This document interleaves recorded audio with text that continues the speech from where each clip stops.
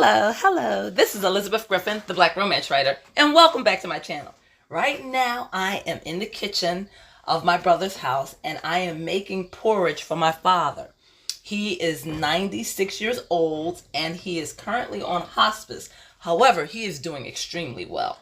So, I'm making his breakfast, and I'm using a recipe that was taught to me by a Trinidadian, a man that I met at Afro Missions. He was the manager there, and that was a black bookstore in Philadelphia.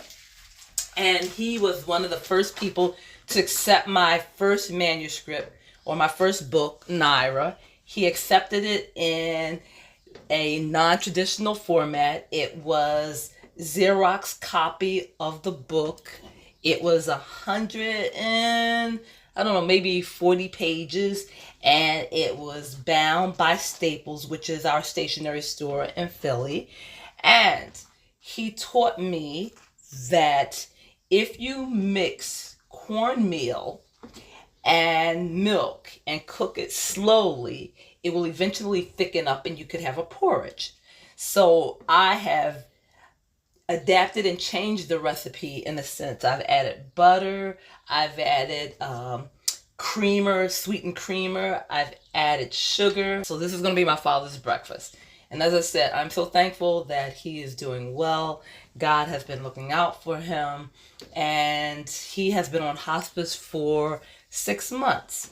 Today, the nurse is going to come in and draw his blood, and then they're going to see whether he still qualifies for being on hospice. And the fact that he is on hospice allows us, my brother and myself, to get certain benefits. We get a hospital bed that is electronically controlled. We get a bathroom commode, portable. We get supplies, which are diapers, chucks. Those are the sheets or pads that you put under, you put on the bed. We also get medications. We get hand sanitizers, gloves, lotions and ointments. I am so thankful for Medicaid, because without that benefit, my father would not be doing as well, I believe. He has worked and he has a pension, and in addition to that, he is a World War II veteran, thank God. So he has lots of benefits, but if it were not for Medicaid, we would be struggling.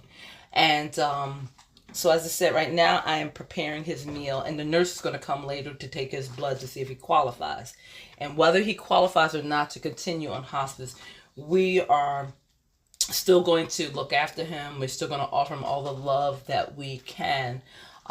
This video originally was supposed to be about writing and reading. However, I just want to stress that Medicaid is something that we all pay into.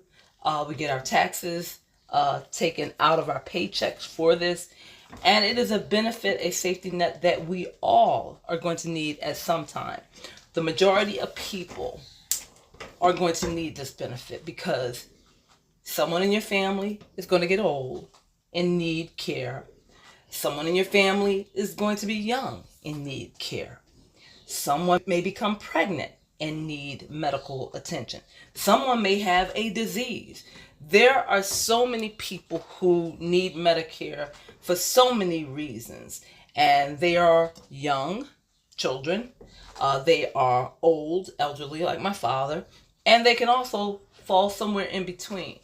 So I just want to say, this bill that is going to the Senate that is proposing huge, tremendous cuts of billions of dollars from Medicaid, we can't let that happen, because a lot of people are going to suffer. A lot of people are going to find themselves in desperate situations without this program.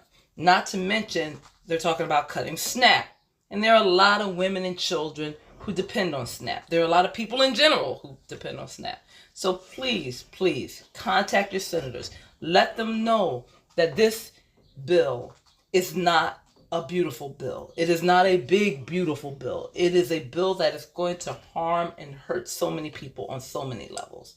So I'm finishing up making the porridge for my father, and I'm also finishing up this video. So as always, I'm wishing you love, peace, joy, and happiness. Until next time, bye-bye, and happy writing.